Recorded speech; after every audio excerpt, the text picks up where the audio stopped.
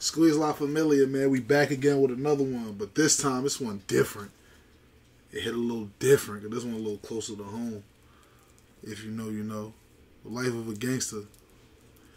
Monster Kody. Sanyika, Shakur. Let's do this. I don't want to talk too much. Like the video, man. Let's get this to 83 likes. I need 83 likes for this one. And once it hit 83, don't like it no more. Yeah. Facts.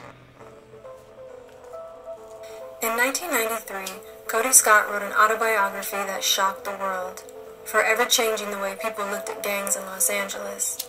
His book also forever changed the way people looked at him, as after almost 30 years he is still recognized as Monster Kody from South Central. Even after changing his name to Sanyika Shakur and renouncing gang violence, his reputation as a Gangster Crip continued. Cuz at his weight all the way up. That's how I'm trying to be by the summertime. I've been on my shit, y'all. I'm trying to be like Kody by the summertime, nigga. Follow him wherever he goes. Sanyika Shakur was born Kody Dijon Scott on November 13th, 1963. He grew up in South Central and was raised with his 4 brothers and 2 sisters, with him being the second youngest. As a kid, Sanyika was described as being curious and smart, and never afraid to try new things. His mother thought he was going to be an artist. His mother was a hard worker, often holding down 2 jobs at a time to support the family. Sanyika's stepfather treated Sanyika differently than his siblings because he was not his biological son. Sanyika didn't know who his real dad was. Hate them kind of niggas, man. You got kids with somebody, but they already got kids. You want to treat the one that's not yours fucked up, like goofy. Became a teenager. He learned his biological father was Dick Bass, a professional football player for the Los Angeles Rams. Dick Bass and Sanyika's mother had a brief relationship that ended soon after she became pregnant, and Dick Bass never welcomed a relationship with Sanyika. While he didn't have a good relationship with his father or stepfather, Sanyika was close to his godfather, who was the legendary Ray Charles. What? Ray Charles and his wife would pick up Sanyika. I ain't gonna act like I was surprised. I read the book. But it's like, damn, your pops, bro, was a piece of shit, man. He was in the NFL. He didn't even like check for. He didn't even check for Cuz. Cause if he was there for Cuz would have never been who he was. He would have probably been still alive. Probably been living a whole different kind of lifestyle. You feel me? Because he would have been a silver spoon. Pops in the NFL. You feel me? He wouldn't have to get it out the mud. He wouldn't have to been moving. You feel me? If you know, you know. Spend the weekends with them at their house. In 1974, Sanyika was 11 years old and going to Raymond Ave Elementary in Los Angeles.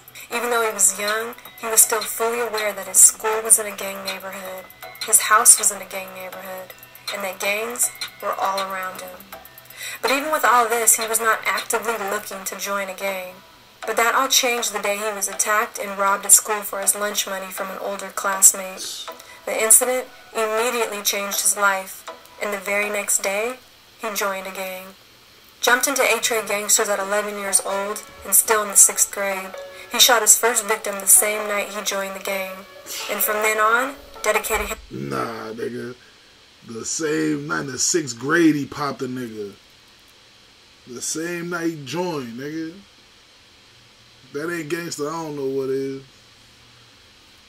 But we ain't promoting no violence though, y'all. I don't want y'all thinking that shit cool or nothing, but you know, back in the days, this is in the era when the gangs was gangs.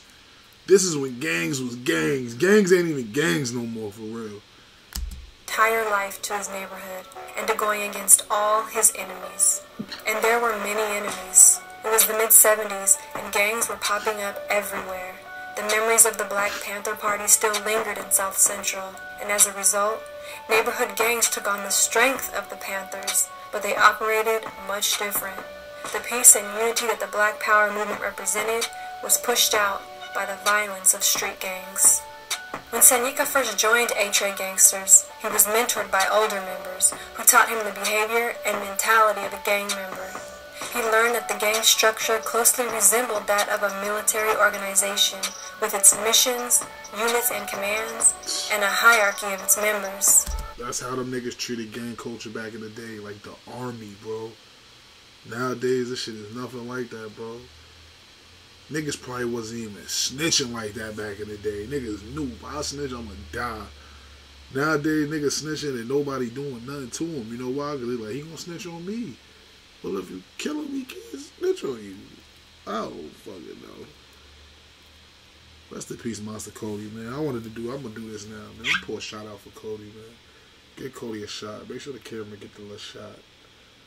Gotta get this shot for Kody, man. Rest in peace to Kody, God. On gang. Rest in peace to Kody.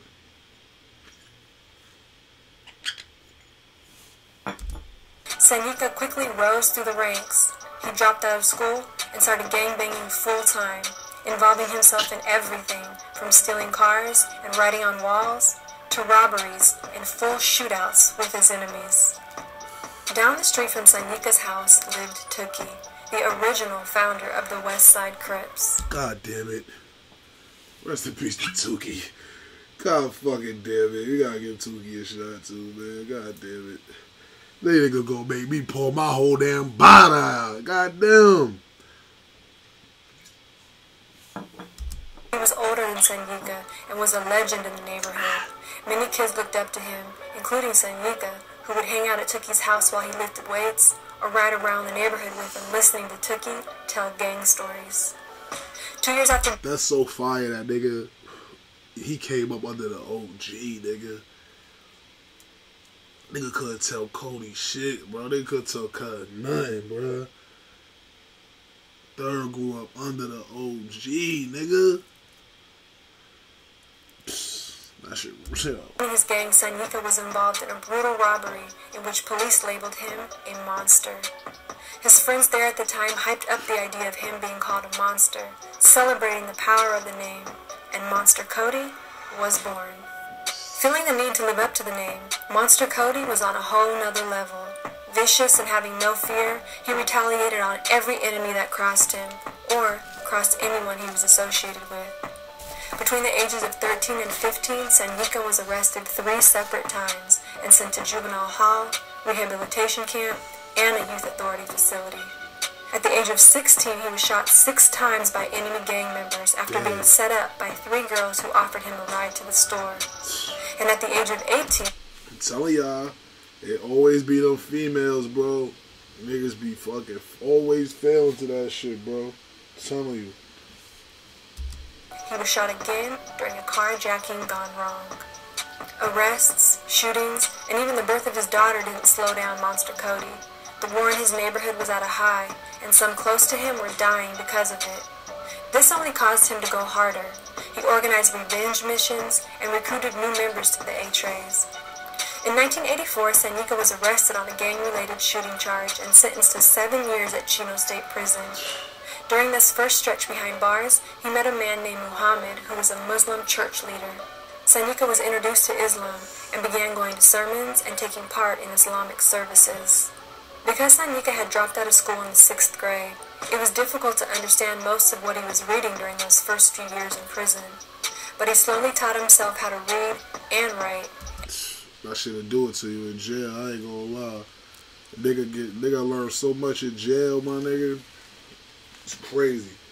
I ain't gonna lie. If I didn't go to prison, I probably wouldn't have no... I knew how to read and shit, but I didn't have no education. Like, I was in school thugging and bugging, getting kicked out every week, every 2 weeks. So when I went to jail, nigga, I had time to really sit down and I got my GED and shit. So that's where the nigga really... eventually found meaning in Islamic teachings. After serving 4 years in prison, Sanyika was released and immediately back in his neighborhood. Although he had begun a transition into a new way of thinking, it wasn't until years later that that transition would take effect. Still in his early 20s and back in the streets, Sanyika was quickly drawn back into the life of gang politics and the never-ending cycle of getting even with enemies. But by this time, drugs had flooded South Central, and Sanyika began an addiction to cocaine and PCP. During this time, he also married his longtime girlfriend, who he later went on to have 3 children with. And he continued his Islamic studies with Muhammad, who he had stayed in touch with.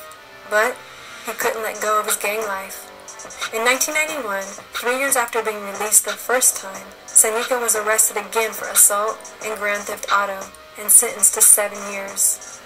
This time, 7 years again. Nigga just threw 14 years of his life away. Quick. Look how fast nigga throw that shit away like that. He was sent to one of the worst prisons in California, Pelican Bay. Pelican Bay. And because of his reputation and association with other gang members, prison gang coordinators labeled him a threat to the institution of security, meaning he would be forced to serve his entire 7-year sentence in solitary confinement. Bro, how you gonna do that to a nigga, bro? That's why I don't like Cali, bro. They don't do that in New York, bro. Talking about because you a high-ranking gang member, you gotta go to the shoe, bro. That's I didn't even do nothing.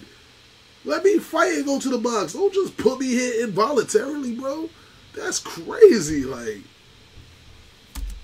While alone in his cell for 23 hours a day, Sanyika immersed himself in Islamic readings. He began a complete personal and political transformation, moving away from a criminal mentality towards a deeper knowledge of self.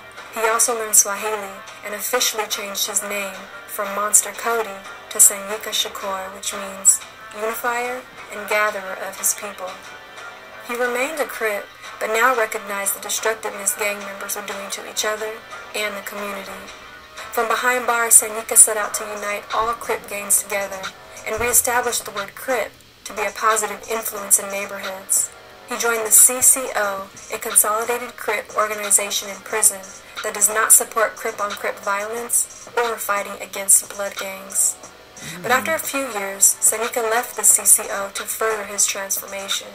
He joined the Black nationalist New African Independence Movement and renounced gang membership for revolution, dedicating himself. See, that's when you know a nigga grown. Nigga stepped away from all that shit, but he couldn't. He can't. To the freedom of New Africans.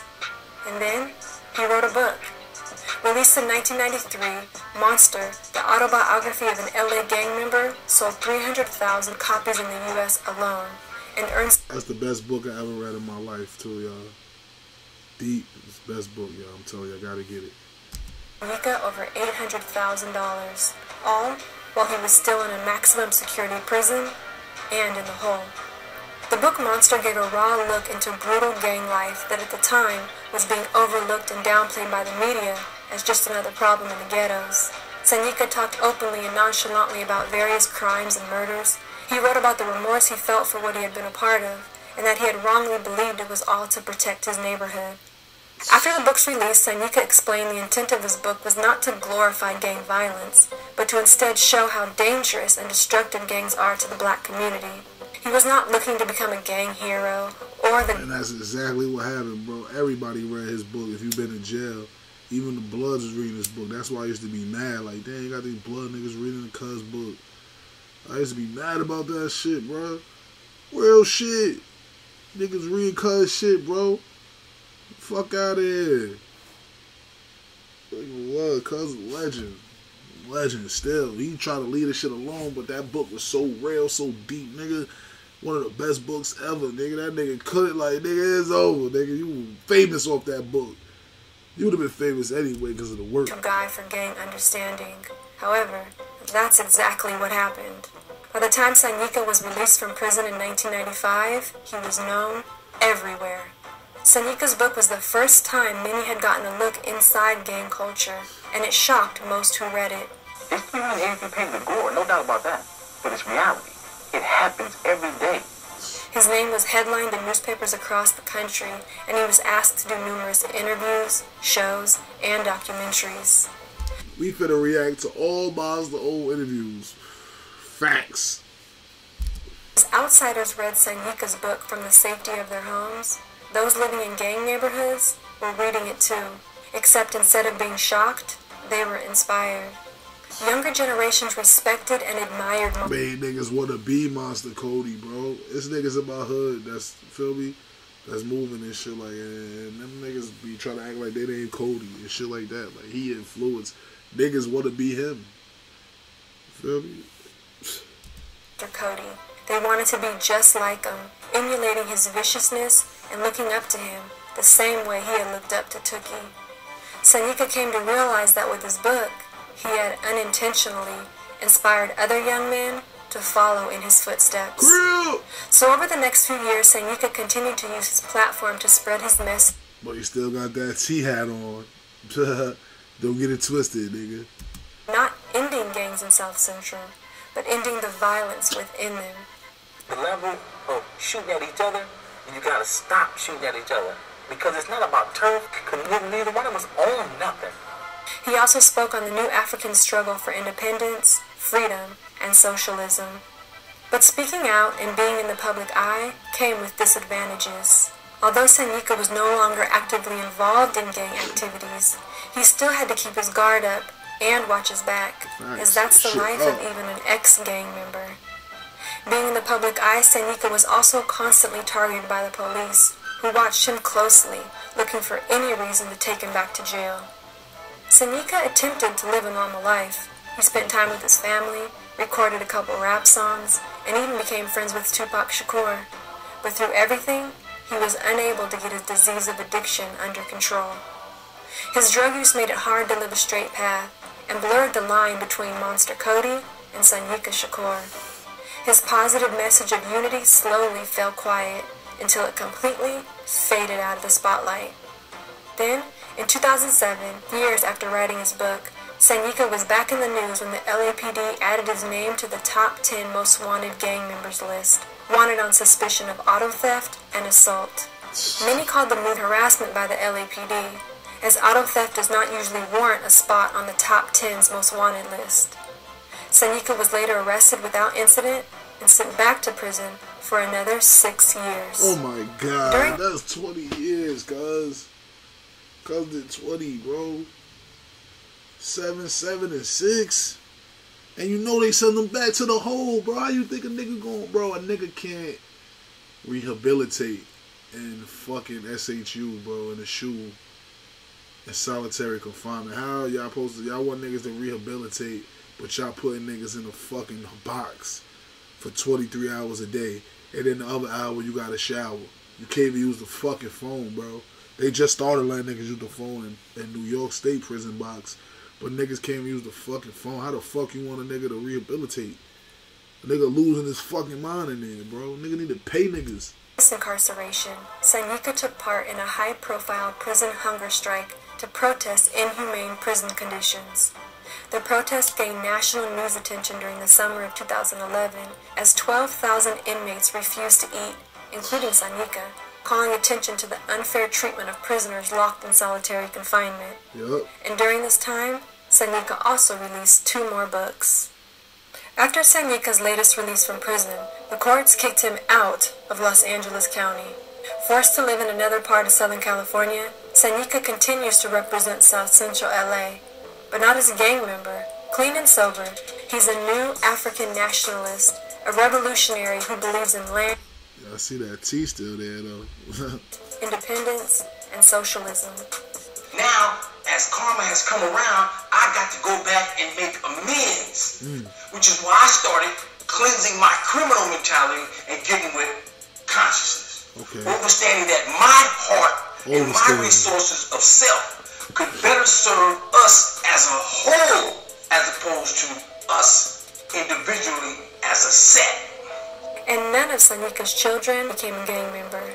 And even though gangs are still very much alive in Los Angeles, most of the gangsters from Sanyika's past have either been killed or they're serving life sentences in prison. So Sanyika continues to write and speak about finding a different way. And today, many from his neighborhood came forward saying that his words have helped them. But despite all of this, Sanyika is still referred to as Monster Kody in the streets, proving that the power of his past is hard to let go. Some believe Monster Kody, the A-Tray gangster, will never be completely out of the picture. Others have embraced Sanyika Shakur's transformation into a conscious citizen of the Republic of New Africa. My son ugly as hell, though.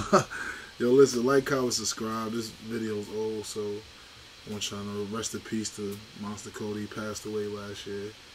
Rest in peace. And say a little prayer right quick for the cuz. Like, comment, subscribe. I'm out of here, man. See y'all later. Squeeze.